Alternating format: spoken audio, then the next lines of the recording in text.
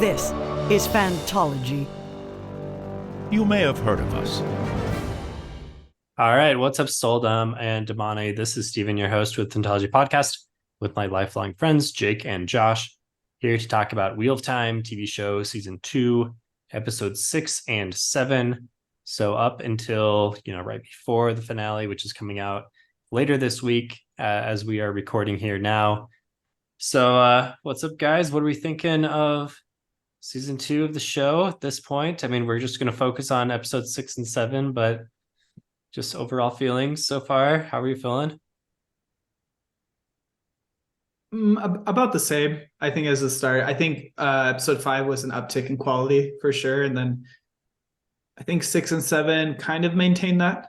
So, yeah. So when you say start, you're referring to a previous opinion that you have voiced? Yeah. I don't want to cause a classic Jake and Josh mess around. But I'd say overall the series is like a 6.5, 7 out of 10 for me. That's good. Yeah, I might rate it a little bit higher, but it's like a D good. plus, C minus. Wait, that's not how ratings work, but okay. I mean, if it's like American grade school, it would be, but I don't know. Rating systems are hard, right? It's like whose line is it anyways? None of the numbers really matter. Star ratings. Pretty much, yeah. So then what would be an F? Like what would be a 5 or 4? Like I think if you're just giving that like a D plus, then like. Well, I think like a 5, anything below a 5 is like a chore to have to watch. Okay. And I feel like parts of the Wheel of Time feel that way. I feel like 0, 1 through 4 then are just like meaningless. Jake's scale needs more letters below. Yeah, F. maybe it does. Well, okay. Yeah. Above failing is I have to be convinced to watch it, and then there's varying degrees of how painful it is to have to watch it. Right. Okay. Whereas like 6 through 10 is I'm watching it on my own, and there's varying degrees of how much I'm enjoying watching. All right, yeah, that's fair enough. Yeah, that's pretty much how it breaks down for me too. I think if it's above a 6, it means like I'm enjoying it. Like a 5 to 6 is like I don't know how I feel about it, but maybe I'll keep watching, and then like, yeah, okay, fair enough. So what's your out of 10, Josh? I think I'm more like a 7.5 for the season as a whole. Like which translates into what letter grade? I just don't think that what is it? I think dang, I wish I knew the Harry Potter owls other than troll and O's. Oh yeah. There's O-E something then troll, right? There's exceeds outstanding, expectations, satisfactory, yeah, and then troll. No, there's acceptable. Acceptable is the thing. I think A, yeah. So no S, just A. No, I think there's it's both. satisfactory, not acceptable. T is for troll, and that is a legit thing. T is for troll for sure. Yes, that is true. We're not going to fight you on troll. Okay. Regardless, they don't even use letter grades like that anymore. I just had my first parent teacher conference for my 6-year-old in kindergarten, and he got 3s on everything, which I had to be reminded that that's like a thing. I think the teacher didn't really do a preface for it. I didn't have letter grades like that, or at least A through F, until probably 5th grade, I think. Did you guys have letter grades when you were? Yeah, they had like report card slips that were all written out and everything. You had to get them signed by your parent, bring them back. We had report cards, not at kindergarten, but not that you had to get signed, but ours were O's and S's actually. It was O or S, I think was okay. And then there was the N, I think, needs improvement. You start off in a school with a bunch of like people wearing pointy hats and robes and yeah, I think. Dang man, missed opportunity. All right. Well, before we turn this into a podcast, sure. I think episode 5 and 6 were really, really good. I think episode 6 was exceptional. I think that was like legitimately probably one of the best like TV episodes I'm probably going to see all year. And then episode Yeah. Like it was Yeah. really good TV. Episode 7 I think was my least favorite of this season so far, just as like a spoiler for what we're going to be talking about. Dang, the whole season. And I think I misspoke earlier. 6 was the uptick in quality, right? I don't remember what happened in 5. 6 was the Damani episode. Yeah. Well, it was called something else because episode 5 was called Damani. Oh yeah, you're right. Yeah, it was the names are not getting a passing grade. Yeah. Sorry, I was just trying to clarify that because I confused them. But yeah. Anyway, but 7, you thought 7 was one of the worst so far. But I really enjoyed the White Tower stuff in the beginning. I thought that like the arches were really, really cool. So I enjoyed those aspects of the first couple episodes. Maybe episode 4 is the worst one because I still can't. Stephen had to remind me when we recorded our last review for 4 and 5 what happened in episode 4, and I wasn't that high on it now. Or I wasn't as high on it then. So maybe 4 and 7 are tied for my least favorite. Not that 7 was bad, it was just kind of slow and didn't really do a lot. It really just felt like they were just arduously moving pieces around on the board to get people where they needed to go. I kind of feel like 7 maintained some of the momentum from 6. Definitely some weak parts. I think it was a stronger episode for Lan, even though I felt like it was kind of forced and clunky, but at least he got to do some stuff. Yeah. That's forced and clunky, but needed desperately. He needed to do something. Yeah, it was fine, but it didn't redeem the Rocky, my least favorite story. Yeah, it didn't redeem him. I mean, I'm glad it's like, oh, I'm glad this is over now. Like that's how I felt about it. It's like, oh, I'm glad that my least favorite storyline has like come to completion and we can move on past it. Yeah,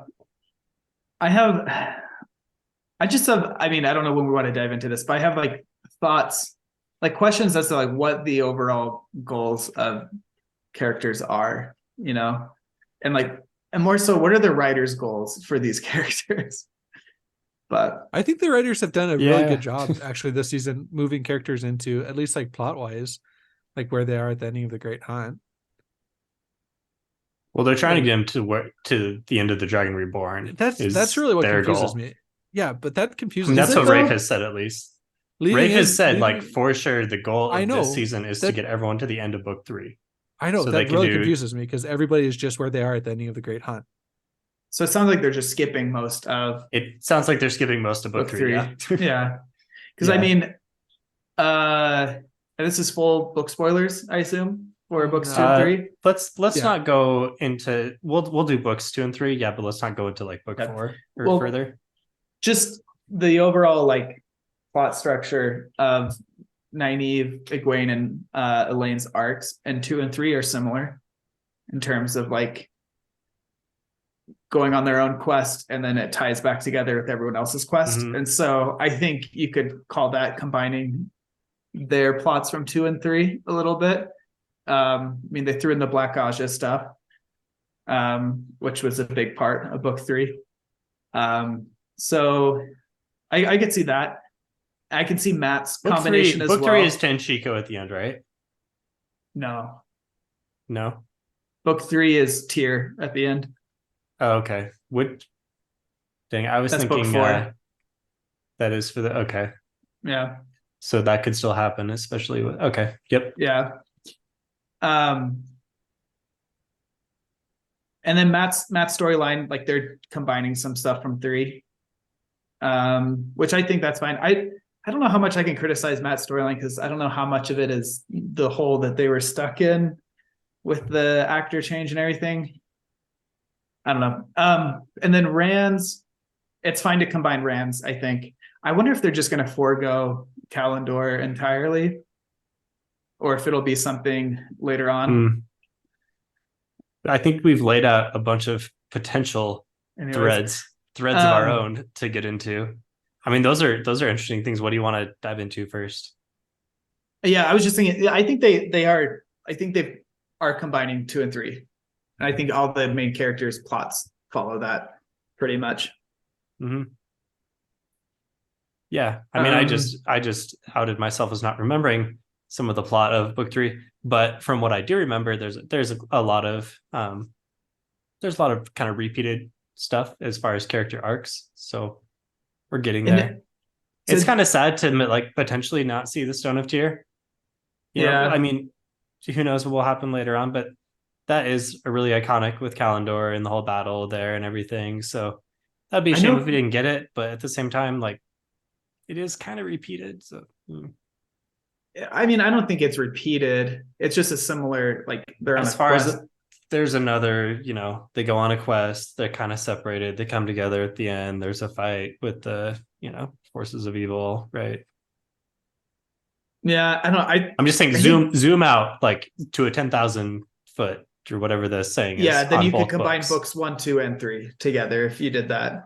Basically, okay, sure. That's Because those are the most questy of the series, and then after that, it gets really into like geopolitics and other stuff. But I think book 3 gets a little bit more hate than it deserves. I think it's, if you look at it on its own, it's like a perfect book in terms of each character's arc, and like you start to get peak Matt performances there. Like Matt really becomes his own, and the way all the plot lines tie together is done really well. And then the climax of that book is really exciting and well done. But back to the series, Josh made the point that he believes the writers have done a good job of getting people where they need to be. I kind of feel like there's a lot of meandering in the middle of like, it's like obviously everyone's going to end up at Falm, which I always said Falma, and I'm like trying to get used to saying Falm now. Yeah, so did I. Yeah. I think in the book, I think the audiobook says Falma. and more so, I think the pronunciation guide. The pronunciation guide says yeah, Falma, the official resource. I the mean, Jake official has resource. been on record. You've been on record getting after Michael Kramer and Kate Redding about their pronunciations. So, I mean, and part of that is the inconsistency there, but sure. But yeah, Falm. I'm gonna say Falma, so I can't do it. Yeah.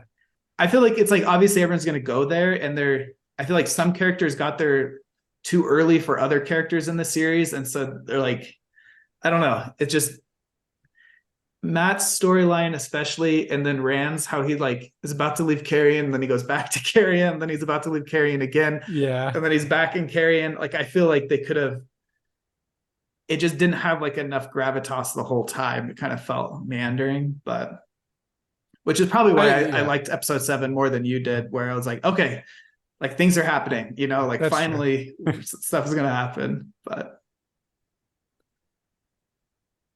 they couldn't. Yeah, fair enough. But would you have Rand be in Falm, whatever you want to say it? Would you have him be there any sooner than the end? Like he can't just show up and hang out for an episode.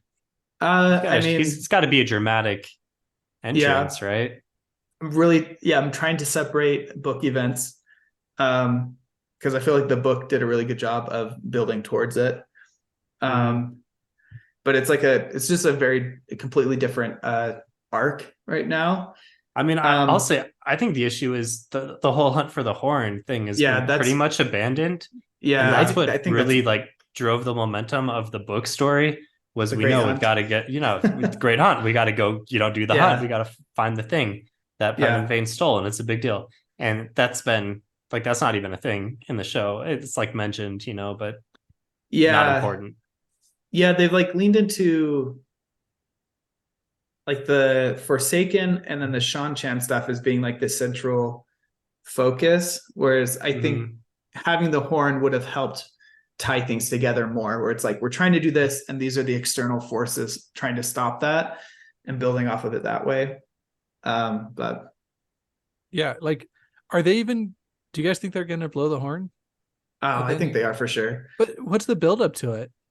Like we kind of have been told that was important in one scene. It's just a MacGuffin right now. But it's not even a MacGuffin because nobody even cares about it. The last time I think it was mentioned was episode 2 or 3. They care about it in the sense that Turok said, with this, we will control the world, right? So but like it was like 4 or 5 when they showed that, right? Which I think everyone's like, oh yeah, that was a thing from episode 7 and 8 of last season. I think if you're a book reader, you're anxiously awaiting it, but I'll have to I'll have to talk to my non-book reader friends about what they like, if there's what they think is going to happen in the last episode. I doubt either of them are going to say that the horn comes into play. Yeah. And one of them predicted Balthanus, or however you say his name, being a dark friend. So like they're like paying attention to the show. Yeah. But it's not like I don't know. It's just kind of strange to me. Yeah, I think they needed something more like that. And I feel like they could have tied Matt to the dagger more than they have with just that vision, you know? There could have been, I don't know, the lack of like Pat and Fane. Like Pat and Fane could have been like, they kind of hinted that they're like, oh, who nailed that fade to the wall, you know? Like they could have like built on that, you know, that could have been such a bigger part. But I think I'm surprised to hear you say you're okay with the way they've done Matt, because I feel like he's done nothing the whole season. He's just been in 2 different rooms. I don't know. I think Matt's storyline is not great. I just don't know how much I can blame them. I just wonder if the actor didn't change and Matt went with them to the end of season 1, if they would have had something better in mind, and this is them trying to like write over the plot hole that happened. Here's the thing. At the beginning of season 2, they separated everyone anyway. So Matt was in no different situation than any of the other characters in being separated. Yeah. And they could have they're like, oh, you're healed from the dagger. They could have been like, oh, we thought you were, but you're feeling this draw towards it or something. And like something's compelling him to do stuff instead of, he's just been really passive. He hasn't really done much himself other than drink that tea. I don't know. I felt like that was a swing and a miss. I'm not opposed to it being a tea to do that. Especially if you're like something with the one power to unlock the memories as well, but I just felt like that scene kind of fell flat for me. Do you think that that's replacing the Finn entirely, and that is going to also be the thing with his memories and kind of his going forward? I don't think it has to be. I hope it's not, because he started to get memories and stuff before seeing the Finn. Like he had like holes in his memories, and even in book 1, he was like closer to his ancestral memories than the others. Like when they first fight the Trollocs outside of Baerlon, he starts like randomly shouting in the old tongue, and it's general type stuff. So I don't think that this necessarily has to be a replacement for that. For all the Finn stuff, but a little disappointed they haven't showcased his luck so much in this season as well. Not at all, right? I mean, we've seen him gambling, but there's no reason to think that he might be good at gambling. Well, he won. I think he won the last hand, but then Rand came in and they all took their money. He was winning, but then Rand came in. But I do think his plot line, his and Lan's have probably been the worst. Moraine's hasn't been great either. I feel like, Perrin's is also not good. I think Egwene and Nynaeve's have been good. A little slow at parts. I think Nynaeve and Egwene have been great. I think they've been really good. I think they've had great moments, like Nynaeve with the arches. That was a great moment. Egwene as Damane has been great, but I think the Yellow Sisters. I think Nynaeve with the Yellow Sisters was really good. Nynaeve and Elaine. I think that was great. I think the writing there was too slow for the urgency of what was happening, and also the fact that the Yellow Sister was like, "I'm going to fight these people off," save. It logically didn't make sense that an Aes Sedai would be like, I will sacrifice myself for you guys. It would have been like, no, we're all just getting out of here.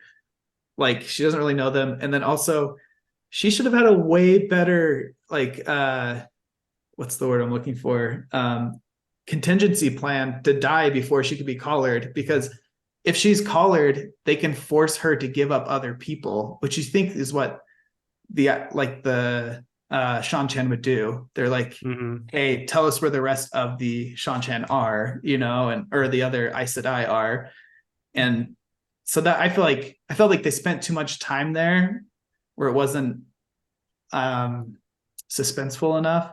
And then I thought that kind of climax there kind of fumbled, but I'm excited where it's going now, though, which is again why I like episode 7, because it felt like things are happening. Okay, just cutting back in here. I really liked episode 6. I'm going to say that's my favorite of all of Wheel of Time TV show so far. Out of 15 episodes, this was my favorite. I think, Josh, that's basically what you said as well. Episode 7 was a bit of a step down for me. We can talk about that in a second, but let's talk about what made episode 6 work, because I mean, sure, we can be we can be nitpicky on it as well. I mean, I don't think it's a perfect episode of TV, but the whole, thing around Egwene and that storyline really worked. And I think the way that they've had a little bit more time, 5 to 10 more minutes each episode to really flesh out a full narrative really works. And they've tried to do this for every episode, kind of centered around one character and include other characters, but make it all about one story. And the whole Damane plot line with Egwene totally worked for me. I mean, the acting was great. The writing was great. Dare I say it? I think for the most part, I think, if I want to be critical, maybe it's a little heavy-handed. Like they really, really, really wanted to convince you as the watcher that Egwene was awesome and she was, amazing and standing up to this. And I didn't need to be convinced as hard as they were trying to convince me. I think that's my only knock on it, but otherwise I really liked it. Yeah, I thought the Damane part was amazing. Egwene, like showing, and like coming from a reader perspective, like how strong Egwene is, and like that they're trying to showcase that. And I, at the end when she's like at the last moment asking for the water, like I thought that, like I didn't know which way they're going to go with it. Like, is she still not going to be broken? But showing her break like that, I thought that had a lot of weight to it. So that was really cool. And I wouldn't even say I don't think she broke. I think she more bended. Like she more. Well, I mean, I think the same extent where she didn't want to, but she did, which is why she cried so hard afterwards, because she was sad that she had given in, which is why I liked the continuation of that arc in episode 7, where she still is giving in, but she's able to say she might say like, I'm broken right now, but I'm not going to be broken forever, and I'm gonna I think bending is a good way to think of it. I think at the moment, I don't know if she realized she was bent, which is why she was so upset, but then seeing her gain back that resolve in episode 7, I thought was a really good continuation. I think it did a good job of really putting you in her shoes and giving you a sense of how dire the situation was. The only practical thing she could have done at this point, after multiple attempts and failures, was kind of yield at least a little bit. And then, it's nice to see in episode 7 that she's maybe giving an inch, but still continuing to fight. But the yielding, it's not even as, to me, it didn't seem like it was as simple as, okay, I'll yield for now. Like she literally had to not think of the cup as a weapon, like at all. So it wasn't, I don't think she, in my interpretation of it, she couldn't think of, I will kill her with this later. Like that still wouldn't have let her touch it. She had to fully say, fully convince herself, I am not going to attack her with this ever. Like this, that isn't a part of my mind to do that. I think. Yeah. But which to me, like that felt even more like heartbreaking to see that journey. But I thought that was great. I thought it was a phenomenal performance. I thought that I know you said you didn't like the Yellow Sisters as much, but I think combining that, you got to see a whole range of like terribleness from the Sanchen. You got to see how bad they were with Elaine, or with Egwene. You got to see how bad they were like with killing imprisoning the Yellow Sister, and and just kind of like overriding her power. Like even though she was super powerful, they just kind of came in with overwhelming force and just totally wrecked her. So I thought that everything in Falm, that episode, was really, really good. And I'm trying to remember what else happened outside of Falm that episode, but I just felt like every storyline in that episode had really good momentum and kept it going, and I appreciated it. Yeah, I felt like things were finally happening. I like the Matt and Men story as much as I'm like, don't understand who this Men character is. Never met her before in my entire life. I thought that was, Yeah. I liked the Matt reunion. I liked the tension there. Um, I the only part of that I think I didn't really like was, other than the fact that at the end of the day Ren just stays there, is when Matt comes in and Men's just drinking by the bed. I thought that was a little like heavy-handed, but I like what they're doing there. Like that again, it was finally like, okay, Matt's doing something with his storyline. Yeah. I mean, if you want to sum up my criticism for the show in one word, it'd probably just be I feel like it's too heavy-handed, like across the board in a lot of ways. Yeah. I think when I've called it cheesy in the past, that's kind of what I'm referring to, is like the little overly dramatic at moments. Um, oh, one other thing with Egwene and Rena, I really loved how they show that the Shan don't view themselves as like Yeah.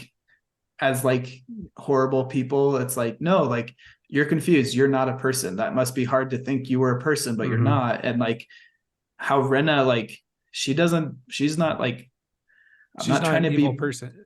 yeah, I'm not trying to be bad. I'm just like trying to help you through this and like help you realize like how powerful we can be together and how you can be somebody by, like that like sick, like Yeah. misplaced empathy kind of thing. Like, It really brings home like the argument that we're having a lot just in society in general of like, how should we view, people that are obviously doing horrible things that's considered okay by by their culture, like yeah, just in terms of like, like founding fathers in America and stuff like early American history and and slavery and everything, like if it's so ingrained in the culture, yeah. What like, chance do you have to recognize the but evils of it? at some level, like you have a lot of people that did recognize the evils of it at the Yeah, time. So I don't know. I mean, if it's obviously not a one-to-one comparison, but I think Robert Jordan did. His books do go to those, like they do explore those type of things and don't really shy away from it. And so mm-hmm. I think it's good that the TV show is bringing that Yeah. into it as well. Yeah. I feel like this is part of like the most true to Robert Jordan writing so far in the series has been the showcasing these different cultures and how they clash so hard because their values are so drastically different, and how they both view themselves as the good guys. Like you see it a lot in the books with the Shan specifically, which I think they're doing a really good job of portraying here. And then with the White Cloaks as well, which we got a little bit this season. Like Bornhold seemed to be a decent guy. But yeah. And to the show's credit, I think it's doing a really good job of distinguishing those things. Like so far, I mean, we have the Sanchen who have a really big identity. We have the Aiel who they've introduced slowly but surely, and the Jaito scene from episode 7 That's 7, yeah. was interesting. And then we have I think that maybe a little bit just going through Randland is a little bit, they could be doing a better job. But then they've really just done the carrion or car. Well, this season, but last season, like when they, yeah. Well, yeah, but last season, like when they're running and like everything kind of seemed the same. But and then the Aes Sedai, they do a really good job of having like an Aes Sedai culture. So we already have like well established in the show like 5 different cultures that are very unique and stand out, and I think that's that there's some credit there. Yeah, you could dig further. I mean, there's the Two Rivers culture as well, Yeah. which we've kind of left behind, but that's the roots of our Emmonsfield 5 as well. And so they're like now trying to get out into the world and grapple with all these new cultures. And it's done like a decent job of that. I wouldn't say amazing, but it's shown, country bumpkins growing up, which is a big part of the books. I feel like it's mostly been surface level from my perspective up until the Shan, like the latest Shan episodes. I think the up until like getting into Rena's mind in this episode 6 and 7, I feel like the Shan have just kind of felt like, okay, here are some other bad guys that are bad, and like I don't really know, and they look weird, but right, which is a big part. The looking weird is a big part. I disagree with that. I think I think like when they come and they take out our dear friend Uno, like that was pretty intense when they made everybody swear the It was oaths. intense, but I didn't feel anything towards them other than big bad guy. Like how did they? I don't know. They didn't really have any depth to them other than shock and awe. And plus, They like come in Uno, and we knew him. We knew Uno for like what, 2 episodes? Like, Yeah, that was more Yeah. shocking for book readers. That Yeah. like when he like saunters up there as a book reader, Yeah. like he'll be fine. He'll do something, Yeah. some plot armor, and then nope. All So right. yeah. Yeah, I mean they do their little speech of here we are back to reclaim our homeland Yeah. and blah blah. But that's kind. They haven't really doubled down on that very much, and Yeah. I feel like I that needs think, more time to really develop.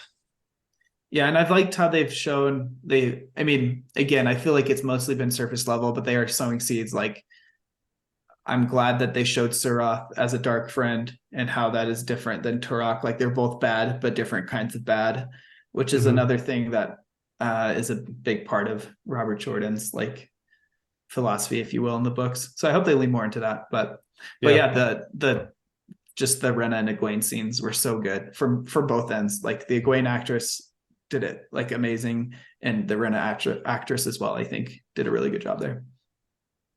Okay, let's jump up to episode 7. So I didn't like this Really? one as much, I but feel like it I'm the sounded only like one Jake. who like this is weird. did I liked like it this more than one. you guys. Well, We okay. can never agree. Overall, what I liked about this one is I felt like episode 6 kickstarted a lot of momentum finally for the series. We're 6 episodes in, there's 2 left. And I felt like 7, 50% to 60% like continued that momentum. That's what I really liked about it. Like, if you look at most people's plot lines from episode 6, they continued in a way that was interesting. Egwene's continued really well. Like, you showed her being used, and you like she was broken at the end of episode 6, and she's being used by Rena, and you feel like you're like, uh-oh, what's happening here? Rena's all happy with the bond, and then you get that killer ending with Rena, I'm gonna kill you. Like, I thought that was great. Land finally does something, and that was a big deal for me. Yeah, and I don't disagree with anything you've said so far. That was not my issue with the episode. I so like I all that mean, stuff. yeah, okay, so that's my main positive takeaway from it is things continue to happen, tension was raised, and I feel like that momentum carried. So I just thought Swan was weird. Like, she was characterized really weird, in the Moraine Swan relationship did not have enough time. I mean, I know we saw it in the first season, but now it's like being brought back real kind of rapid fire, and it's supposed to be this like big dramatic thing at the end of the episode, but I'm kind of like, I don't know if I totally buy it. It seems kind of cheesy, a little forced here. And yeah, honestly, the only way that I'm okay with the way that Swan was acting was if the compulsion theory, which is going around, is actually true, which it could be. so I do have to say, you have to separate, like, the way that I'm trying so hard to separate bookmen from showmen. I think you have to separate, like, Swan acted in a way in this series that she never would have acted in the books, and I think that is really jarring. I thought the relationship aspect of it, again, heavy-handed, like you said, and over the top, a little over dramatic, but I thought that was earned, and like, maybe not earned is the right word, but I thought it like made sense, like the tension there from like, oh, they have this relationship, and she swore this oath to, like, because they love each other, and now the oath is being used in different ways. The relationship part of that I thought was good. I thought the plotting, like the decisions the writers made and what would happen in the episode was weird. Like, I don't know why they decided to put tension in between them in that way. And like, I think that's kind of what I'm saying. Like, again, if you zoom out, I think the idea, they have this relationship in the past, great. Now they're forced into this kind of conflict because they don't quite communicate, which is totally, Wheel of Time 101, right? So can't complain much about that. That makes sense. Yeah, that works. But just the way that events unfolded, just, I don't know. It just escalated so quick. Yeah, it's like they said, okay, at the end of this episode, we need this drama. We need to really, make this big scene with this montage of their past relationship and this like total betrayal and what's going to happen. And like, okay, like I feel like that could have been achieved, but the way that they laid it out in the actual episode, I wasn't buying it. Yeah. Yeah, I agree. I on paper, I think it was like, yeah, this will make sense. And then in execution, it was just, which I think has been typical of a lot of parts of the series so far. Sorry, Josh, go ahead. So yeah, well, kind of moving on past that, but in the same kind of storyline. You have nothing to add to possibly redeem this. I mean, that's fine. Stuff, continue. Just my opinion is that was a little bit clunky. It didn't bother me too much. I thought it was fine, especially if the theory about being controlled or compelled or being compelled. If that's a thing, I think that would be really cool. I would, yeah. I think that makes that work a lot better. Lauren at Unraveling the Pattern did a really good little breakdown of what could, and his breakdowns are so good. Like, shameless plug here. The amount of detail he like breaks down isn't astounding. Yeah, Lauren, if you're watching us and you don't watch Lauren, like you are making a mistake. Yeah, prioritize his videos way before way more. We literally do 5 minutes of prep and then come down and talk to each other, and so go watch his videos. And he's a really nice guy. He usually responds to stuff. So okay, but my other issue is I don't know if the payoff for Moraine being shielded versus stilled was good enough. I did like that was a resolution to Lan, gave him something to do. I didn't like the implication, like, could Rand not see it when what's his face? The other channel. Ishamael? No, not Ishamael. What's his face? When Logain could see it? Logain. Yeah, like why could Logain see it, but Rand couldn't? Could he just? That makes sense. That makes sense in the world. Like Rand is like a noob with channeling at this point. Like he had to embrace the source to see the weaves, where Logain can see them even though he's stilled. He can still. Yeah, even though he's still because he's. To me, that works. Okay, fair enough. That was kind of weird to me. Anyway, but I think Rand had channeled around. He did, but still, like, just, but if he wasn't looking for it, then he wouldn't have seen it. Okay, fair enough. But then also, like, with Lan not even being able to break the not having any information on how to break the shielding. And like it just felt kind of weird. Where did he learn this from? Like, I felt like there was no, like, he didn't earn it. It was just, there have been stories of the Age of Legends, the ability to tie off a weave. It was like, dude, where was this information? Like, where did you get this from? Like, he was at that little campsite with the statues of the Forsaken. Like, he knows. And why didn't Varian know about this? It seems like when Varian is in the mix here, that she totally could have been the one that was like, I think this is another good example of similar to the Swan Moraine drama, where on paper I'm like, okay, I like what they're doing. They're trying to like make Moraine, although I thought she was going to be this way for much longer. Like, I thought it was going to take place of something that happened. Anyways, I thought I did too, Jake. Yeah. So kind of question, like, why have this tension here? But I think it works to, like, okay, tying off weaves, like, they didn't know about that, even though in the books they did at this point, but that's fine. Like, on paper, it's like, this is a good progression, but it just did not, like, there was no like proper build towards it, or like, I don't know. It's kind of, to me, like what they did with the revealing who the Dragon Reborn was in the first season.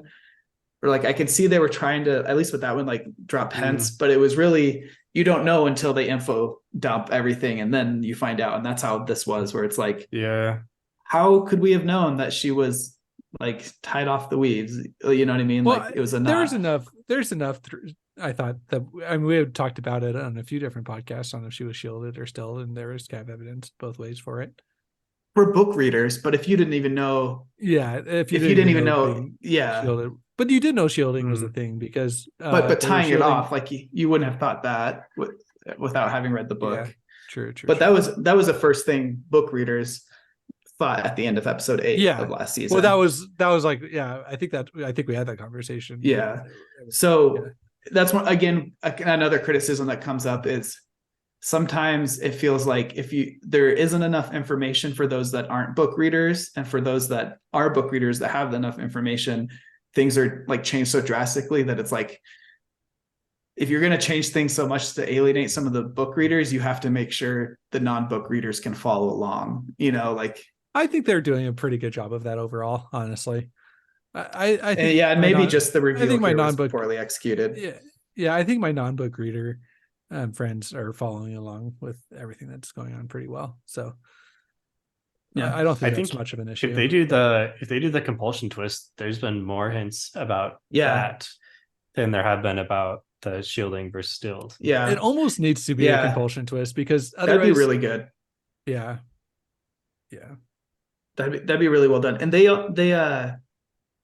one thing I will give them credit for, I criticized, and I don't think I was on an episode for this, but I criticized that when you first see the Shan Chan in this season, they come to this like poor backwater village, and it's like, it felt like at the time it was like they just didn't have the money for this to happen in a city, so they just did it in a village. And like it was like it kind of took you out of continuity, or like, what is that, suspension of disbelief, where it's like, why would they bring all this to some random village? They would just send soldiers to do that. No worries, I made this criticism, so we're covered. But continue. But I felt like they were able to later justify it by saying, Ishamael sent him there for Perrin, and she kind of got chastised by Turok for like, what were you doing there? So I think there's hope that this was a compulsion thing. Like, they have redeemed themselves in the past from apparent what seemed to be plot holes, so maybe they can do that again. But the like you're saying, Josh, the knot tying didn't work, and then all of a sudden I don't know if it didn't work, but it wasn't super great. It wasn't like a hurrah moment. It was like okay, it made sense, but it felt like a Deus Ex Machina. It felt like, oh, okay, well, we resolved this now. Like, we're done with Moraine not being powerful. Let's bring her back. No, I agree with you with the knot tying thing. Honestly, that didn't bother me as much, maybe because I was just so consumed with being annoyed with the swan thing, and I could only hold one thing in my head at a time. And like I said, I like the idea of the not understanding that you can tie off weaves, and then the untying thing, I'm like, oh, maybe that's foreshadowing, like the cutting it, I felt like should have had more dastardly side effects, like there should have been some like splay of magical force around it. But it gives me hope that maybe we'll see an unraveling of a weave that we see later in the series, in the books. We have noted here Lanfear burning the Foray Gate, and you said feels like BTS. What is BTS? Like behind the scenes. I've like it wasn't fully polished. Yeah, it felt like when you're watching it behind the scenes of something and you see, oh, this is how they do the effects. Oh yeah. It was felt like that's cheesy. what I was watching. Yeah, that was pretty cheesy. I mean, we probably rant too much about the but a little bit of a meta conversation, because we have to go in a few minutes. But like it is funny how everybody is like, oh, I want practical effects. I want practical effects. I want practical effects. And then that was all practical effects, right? Like, well, except for when they actually like charged the gate and that blew up, that looked like CGI. Mm-hmm. But like when she was walking through and blowing things up, that was all practical effects. Like they had little explosives that they were detonating there. Yeah. And but then everybody's like, oh, it didn't look very nice. Like it didn't look, well, so like those people who are saying, people who think the way to improve CGI effects is just to have practicals, to understand that it's not like you can have bad practical effects, and that's what we saw here. Exactly. But I feel like that's just like a thing you see a lot online, is people just being like, why don't they just use practical effects for everything? It looks so much better. Especially with explosions. You can't do a Christopher Nolan and recreate the atomic bomb. Because it was all practical. I do think I would rather see bad practical effects than bad CGI, because I think bad practical effects, like, it doesn't break the suspension of disbelief. I think like it doesn't look like there's now a cartoon on your TV. It looks like an underwhelming explosion on your TV. But ideally, watch just Corridor Crew. They'll inform you on how to do great effects, practical, and CGI together. How do we get Corridor Crew to work for Wheel of Time? I'm just waiting. They have a like VFX artists react to good and bad CGI. Yeah, I really want to see that. Yeah. For the Wheel of Time to be on I there. really want to see it. I really want to see it. But and it could happen because one of the what's that guy's name from Corridor Crew was on Sanderson's one of his book clubs. Oh, was he? Yeah, he's a big Sanderson fan, and he went on one of the that's cool. book clubs. Oh, yeah, that's cool. Yeah. So he's I think he said he's read everything in the Cosmere and stuff. So it wouldn't surprise me if he's read Wheel of Time as well. That's cool. Good. Okay. Brandon Sanderson's adaptations have connections to to someone who to Corridor Crew who knows they know everything. So dude, Liam loves them, and I love so much. They love my 6-year-old. He loves watching their videos. And I find it so funny because I know he's gonna find one of like the make such and such R-rated, and Mackenzie's gonna freak out when he watches it, and I'm gonna have to act like I'm mad that he watched it, but inside I'm gonna be like, "Good job, Liam." They have a Spider-Man one that could be pretty scarring for a 6-year-old to watch. Oh, it's so great. Oh man, he just blats into the wall. I mean, if he's looking through Corridor Crew videos and he sees a Spider-Man thumbnail, he's gonna click on the Spider-Man thumbnail. Have you guys watched the rock paper scissors anime together? Oh yeah, it's so good. It's so good. It's so good. Yeah, I made Mackenzie sit down and watch all that because she's into art and stuff, and we were talking about art once. Yeah, the behind the scenes of that is amazing. Yeah. One thing, what are you guys looking forward to in episode 8? What are we hoping for? What's gonna make this final episode a success? Someone has been cast as a hero of the Horn. I'm excited to see the heroes of the Horn dominate the Shan-Chan and the White Cloaks by collateral damage. I hope that there's some sort of payoff for the Horn, that somehow they hype it up in the beginning of the episode. Maybe there's like a cold open that focuses on the Horn. They need something in order to make it pay off. That's my hope. And also just that it's good. Like if episode 6 is the best episode of the season, I'm fine with that. But I just wanted to end on a high note, even if it's not the best of the season. If it ends on a high note, I feel like I'm just holding my breath a little bit and just want it to be good. Yeah. I'll say I want to be convinced that the outcome of this conflict actually like has a really big impact in a big world. And that's something I've been saying on some of these booktube videos I've been doing. I just feel like the scope is like not quite there. It just looks kind of small. And a lot of the sets, a lot of the things look like, two villages warring against each other. So I want to feel like, and I know that this battle is actually not like two big nations against, it's kind of like Shan-Chan, which are just, kind of partially into Randland at this point, and White Cloaks bring a force in, and we have the Hunnish Horn, but it was a big battle. It is a big battle, but it's not like, Nation A and Nation B lined up against each other and they're just gonna, bring over 100,000 people each, right? But it is pretty big, so I want to feel like it's respectively big. I hope they also, with the outcome of this episode, I hope they show like the coolest thing at the end of book 2 and the beginning of book 3 is just Rand, like they've hinted in here, like Rand proclaiming himself in the sky, and how that affects the rest of the continent, where you have people immediately being dragon sworn and you have those like not believing, and like people who are dragon sworn don't even know him, and they're causing their own like upheavals in politics and like skirmishes, and just how that like affects everything. I really hope we get to see some sort of that changing the landscape. Yeah. Nice. All right.